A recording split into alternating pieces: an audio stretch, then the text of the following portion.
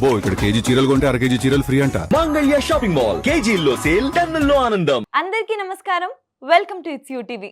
ప్రస్తుతం మనతో పాటు ఉన్నారు ప్రముఖ జ్యోతిష్కురాలు, జ్యోతిష్ విశారద, న్యూమరాలజీ విశారద, ములుగు రామలింగేశ్వర వరప్రసాద్ సిద్ధాంతి గారి ఏకైక కుమార్తె శ్రీమతి ములుగు శివజ్యోతి గారు. వారితో మాట్లాడి మరిన్ని విషయాలు తెలుసుకునే ప్రయత్నం చేసేద్దాం. అంతకంటే ముందు ఇటువంటి ఆధ్యాత్మిక పరమైన వీడియోస్ కోసం ఇప్పుడే మన ఛానల్ని సబ్స్క్రైబ్ చేసుకోండి. నమస్కారం అమ్మా. నమస్కారం అండి. శ్రీ గురుభ్యో నమః. అమ్మ, ఇప్పుడు వృషభ రాశి గురించి చెప్తారా? వీళ్ళు ఏ దేవత ఆరాధన చేసుకుంటే బాగుంటుంది, ఏ అమ్మవారిని పూజిస్తే బాగుంటుంది ఈ సమయంలో? తప్పకుండానమ్మా. వృషభ రాశి అధిపతి శుక్రుడు. శుక్రుడు అంటే లక్ష్మీదేవికి పూజ చేసుకోవచ్చు, లేదా రాజరాజేశ్వరి దేవి అమ్మవారికి పూజ చేసుకోవచ్చు. వీళ్ళు ఇది చేసుకోవడం వలన ప్రస్తుతం గోచార రీత్యా సంచారం ఏదైతే ఉందో, అంటే లాభస్థానంలో శనేశ్వరుడు, తృతీయ స్థానంలో గురువు ప్రధానంగా మనం వీళ్ళని చూసుకుంటాం. అండ్ అదేవిధంగా దశమ స్థానంలో రాహు ఉన్నాడు. అంటే ఉద్యోగ స్థానము, వ్యవహార స్థానము, అంటే మనం కష్టపడుతున్నాము, ఫలితం వస్తుందా లేదా, వ్యాపారం చేస్తున్నాము, ఎంత ఆదాయం మిగులుతుంది అన్న నేపథ్యంలో ఈ గ్రహస్థితి, ఈ గ్రహ సంచారం వల్లే వీళ్ళకు మూడొంతు లాభాలు, నష్టాలు, చికాకులు మంచి జరిగే అవకాశం ఉంటుంది. ప్రస్తుతం తృతీయ స్థానంలోనే రవిగ్రహ సంచారం ఉన్నది. అంటే వీళ్ళ కుటుంబపరమైనటువంటి ఒత్తిడి అధికంగా ఉంటుందమ్మా. ఏదో బాధ్యతలు నిర్వహించాలని, అది వాళ్ళని ఎవరినో చూసుకోవాలని, లేకపోతే ఇల్లు కట్టాలన్నా వీళ్ళకే బాధ్యతలు పడతాయి. వీళ్ళు పెద్ద కొడుకు కావచ్చు, చిన్న కొడుకు కావచ్చు, ఏదైనా కానీ పెద్ద కొడుకే కదా బాధ్యతలు అనుకోవడానికి లేదు. కొన్నిసార్లు ఏమవుతుందంటే వీళ్ళు రెండో వాళ్ళు, ఆఖరి వాళ్ళు అయినా కూడా బాధ్యతలన్నీ వీళ్ళ నెత్తి మీదే పడుతుంటాయి. అంటే కొంచెం బరువు బాధ్యతలు తీసుకోవాల్సి ఉంటుంది. రకరకాల వ్యక్తులతో పరిచయాలు ఏర్పడతాయి. మంచి చెడు తెలియదు. ప్రతి వాళ్ళు ఇక్కడ పెట్టుబడులు పెట్టండి, అక్కడ పెట్టుబడులు పెట్టండి, మీకు అంత డబ్బులు వస్తాయి, మీకు ఇంత మంచి జరుగుతుంది, నువ్వు ఇక్కడ ఎందుకు పని చేస్తున్నావు, అక్కడికి వెళ్ళి చేయొచ్చు కదా, ఈ దేశంలో కన్నా నువ్వు ఆ దేశంలో ఉంటే బాగుంటుందని వీళ్ళకి చాలామంది సలహాలు ఇస్తుంటారు. ఎక్కడ లేని వాళ్ళంతా కూడాను వీళ్ళని చూడంగానే ఒక ఆప్యాయత కింద, ఒక తక్కువతనం కింద అన్నట్టుగా నువ్వు ఇది చేసుకోరా బాగుంటుందని. కానీ వీళ్ళకి ఏంటంటే ఉన్న చోట బాగుండగలుగుతారు. వీళ్ళు ఎక్కడ కూర్చుంటే అక్కడ బాగుంటుంది, ఇబ్బంది ఏం లేదు. వీళ్ళకి ప్రధానంగా శుక్రుడు ఒక్కడ అనుగ్రహిస్తే చాలు. ఆయన ఒక్కడ అనుగ్రహం ఇస్తే వీళ్ళకి ఫాస్ట్గా పనులు జరుగుతాయి. ప్లస్ చాలా అధిక రెట్లతోటి ధనాదాయాన్ని పొందగలుగుతారు, కుటుంబ సౌఖ్యాన్ని పొందగలుగుతారు. ఇక్కడ ఎక్కడ చికాకు వస్తుందంటే జన్మజాతకంలో ఈ శుక్రగ్రహ స్థితి బాగాలేదనుకోండి, ఏ అష్టమ స్థానంలోనూ వ్యయ స్థానంలో ఉన్నారనుకోండి, తరచూ ఎవరో ఒకళ్ళతోటి గొడవలు, వాళ్ళకి డబ్బులు ఇచ్చి వీళ్ళు నమస్కారం పెట్టడము.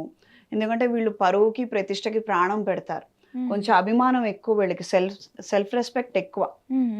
అది పోకూడదు, నేనేదో నా కష్టం నేను పడతాను కానీ కుటుంబ మర్యాదలు పోకూడదని వీళ్ళు వెంపర్లాడుతుంటారు. ఇది ఎదుటి వాళ్ళకు బలహీనంగా అనిపిస్తుంది. కావాలని చెప్పనని గొడవలకి తీసుకురావడము, ఏవో బాధ్యతలు ఇవ్వడము, దూరానున్న బంధువులు కావచ్చు, చుట్టాలు కావచ్చు, వాళ్ళను కూడా చేరదీసి వీళ్ళని సాకమని అడగటము, వీళ్ళకు ఒత్తిడి పెరిగిపోతూ ఉంటుంది. ప్రస్తుతం ఉన్న పరిస్థితి రీత్యా ఉద్యోగంలో నిలకడగా ఉన్న ఆదాయ వ్యయాలు ఎక్కువగా ఉంటాయి. అంటే వస్తున్న ఆదాయానికి ఒక 10 రూపాయలు ఎక్కువ ఖర్చు అవుతూ ఉంటుంది. వీళ్ళు ఆపాలన్నా ఆపలేరు. ఇంట్లో వాళ్ళకి కానీ బయట వాళ్ళకి కానీ ఇంత ఖర్చు అని ఎందుకని చెప్పలేరు వీళ్ళు. ఇంకేం లేదు, వీళ్ళకి మొట్టికాయలే. నువ్వు సంపాదించకుండా ఏం చేస్తున్నావు అని అడుగుతారు. ఆడవాళ్ళు కావచ్చు, మగవాళ్ళు కావచ్చు, అసలు సంబంధమే లేదు. మీరు ఎవరైనా కూడాను నిస్సందేహంగా అవతల వాళ్ళు దబాయించి మాట్లాడతారు మీతోటి. ఖచ్చితంగా ఈ ఎక్స్పెక్టేషన్స్ మీరు రీచ్ అవ్వాల్సిన పరిస్థితి ఉంటుంది. కాబట్టి వీళ్ళు దైవ బలం పెంచుకోవడము, ఈ గోచార రీత్యా ఉన్న పరిస్థితుల్లో వీళ్ళకి మంచి ఎక్కువ జరిగేటట్టుగా చూసుకోవడం వల్ల బాగుంటుంది. ప్రస్తుతం కుజగ్రహ సంచారము, బుధుడు రవిగ్రహ సంచారం అంత ఉపయోగం లేదు. చికాకులు రావడము, లేదా పెండింగ్లో ఫైల్స్ పడిపోవడము, ప్రభుత్వం నుంచి రావాల్సిన డబ్బులు రాకపోవడము, కాంట్రాక్ట్స్ ఇస్తామని తిప్పించుకుంటుంటారు వీళ్ళు. కాబట్టి ఈ ప్రాబ్లం ఉన్నవాళ్ళు, ఏదైనా కానీ ఇలాంటి సమస్య ఉన్నవాళ్ళు రాజరాజేశ్వరి దేవి అమ్మవారికి రోజు పూజ చేసుకోవాల్సి ఉంటుందమ్మా. అంటే మన సమస్య తీవ్రతను బట్టి రోజు బాగున్నాం పర్వాలేదని అనుకుంటే శుక్రవారం, మంగళవారం చేసుకోవచ్చు. వీళ్ళు ప్రత్యేకంగా అమ్మవారికి పాయసాన్నాన్ని నివేదించాలి. అది ఆవు పాలతో తయారు చేసి అమ్మవారికి ఉదయం కానీ సాయంత్రం కానీ కొద్దిగా నివేదన చేసి ఇంట్లో వాళ్ళందరూ తీసుకొని ఈ ప్రసాదాన్ని 10 మందికి పంచాలి. ఇది ఇలా పంచడం వలన ఈ తీపి పదార్థం కదా, వీళ్ళు శుభవార్తలు ఎక్కువ వింటారు. దానివల్ల వీళ్ళకు మంచి జరుగుతుంది. అమ్మవారిని పూజ చేయడం వలన ఇండైరెక్ట్ గా శుక్రగ్రహ అనుగ్రహము, అదే విధంగా శనేశ్వరుడి అనుగ్రహాన్ని వీళ్ళు పొందుతారు. రాబోయే శ్రావణ మాసంలో మంగళవారము శుక్రవారం రోజున క్రమం తప్పకుండా వీళ్ళు పసుపుతోటి, సుమంగళి పసుపుతోటి అమ్మవారికి అర్చన చేయాలి. ఎలా అయితే మనం దేవాలయాల్లో కుంకుమతో చేస్తాం కదా, అదేవిధంగా 2 రాగి ప్లేట్లు పెట్టుకొని అమ్మవారి పట్టం ముందర కొద్దిగంత కుంకుమతో అర్చన అయిపోయాక కొద్దిసేపు కుంకుమతో అర్చన చేసిన తర్వాత పసుపుకి విడిగా ఇంకొక ప్లేట్ పెట్టుకొని సుమంగళి పసుపు తీసుకొని అమ్మవారి అష్టోత్తరం చదువుతూ కానీ లేదా వింటూ అయినా కూడాను భక్తి శ్రద్ధలతో వీళ్ళు పసుపుతో అర్చన చేయాలి. తర్వాత 108 మల్లెపూలు లేదా విరజాజులు, కాగడా మల్లి, ఏదైనా పర్వాలా, మీకు ఏ దొరికితే అది. తెలుపు రంగు పువ్వు అయితే చాలు, కొంచెం సువాసన వచ్చేది అయి ఉండాలి. లేదు వాన పడుతోంది లేదా ఎండకు అవి మగ్గిపోయాయి, కొంతమందికి ఫ్రెష్గా లేకపోతే వాళ్ళు పూజ చేయలేరు. ఓ పువ్వు నలిగితే కొంతమంది పర్వాలేదులే ఏముందని పెడతారు, కానీ కొంతమంది ఒక రేకు నలిగినా కూడా పెట్టరు, వీళ్ళకి మనస్తృప్తి ఉండదా ఈ పువ్వు పనికిరాదు అని. అలాంటి వాళ్ళు గులాబీ పూలు తీసుకోవచ్చు. నిస్సందేహంగా ఏ పువ్వైనా పర్వాలా, 108 సంఖ్య ఉంటే మంచిది. తామర పూలు దొరికితే మహా మంచిది, చెప్పేదేముంది అందులో. శ్రావణ మాసంలో మనకి దొరకని పువ్వు అంటూ ఏది ఉండదు, కదమ్మం కూడా దొరుకుతుంది. కాస్తంత కష్టపడి లభిస్తే అవి 4-5 పూలు పెట్టినా చాలు.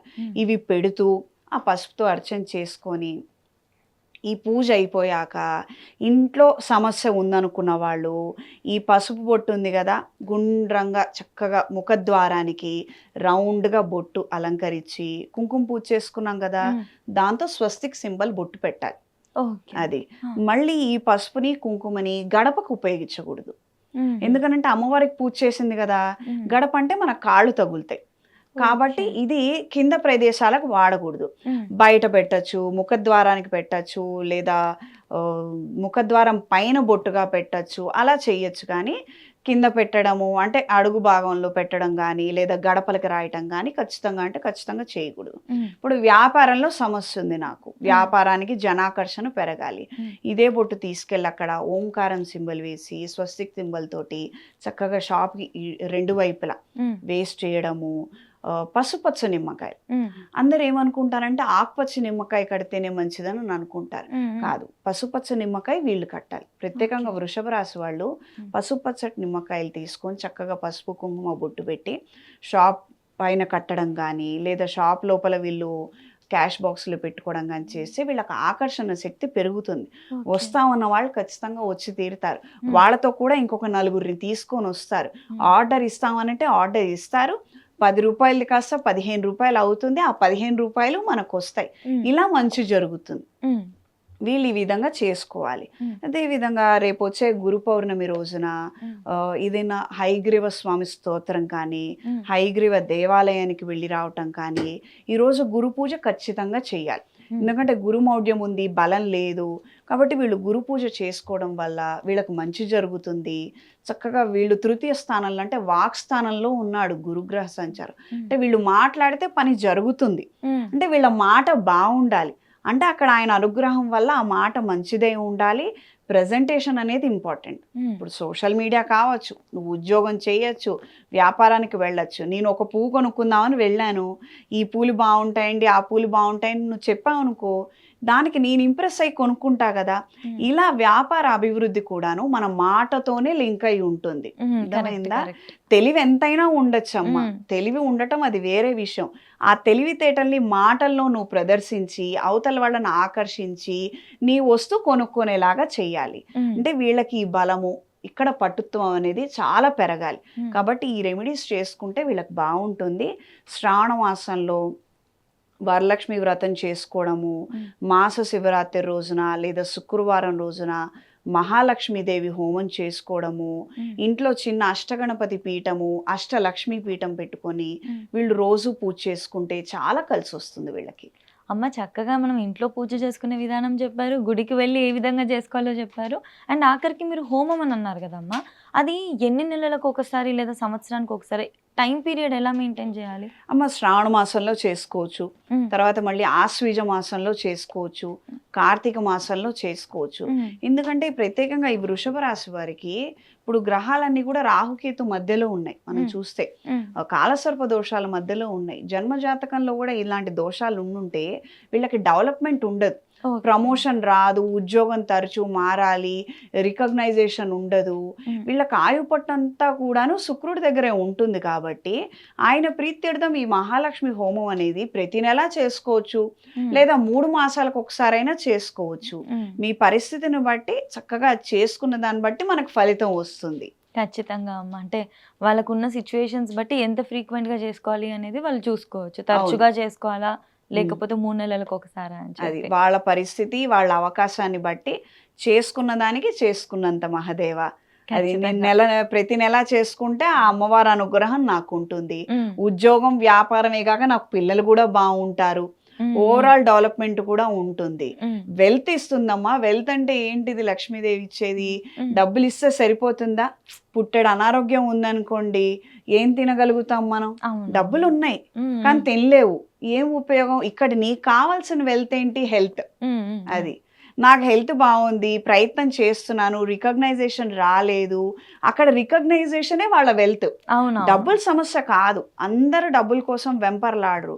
నేను చేశాను, కష్టపడ్డాను, నన్ను గుర్తించండి అని బాధపడుతుంటారు. అవును. ఆ గుర్తింపే వాళ్ళకి అవును. అంతే. ఆ గుర్తింపు వల్ల ఏమొస్తుందని అంటే వాళ్ళకి మనస్తృప్తి వస్తుంది, మ్మ్. వాళ్ళ వెల్త్ అది. So correct. మనకి ఏది కావాలి అన్నదే సంకల్పం. మ్మ్. అది నాకు ఉద్యోగం కావాలా, ఉద్యోగంలో గుర్తింపు కావాలా. నాకు మనం పూజ మొదలు పెట్టే ముందు సంకల్పం అంటాం కదా, మ్మ్. ఆ సంకల్పం అంటే అది. మీరు సంకల్పం చెప్తే ఒకలాగా వస్తుంది, నేను చెప్తే ఒకలాగా వస్తుంది. అంటే నీ కోరిక వేరు, మ్మ్. నా కోరిక వేరు. మ్మ్. అది సంకల్పం మారుతుంటుంది.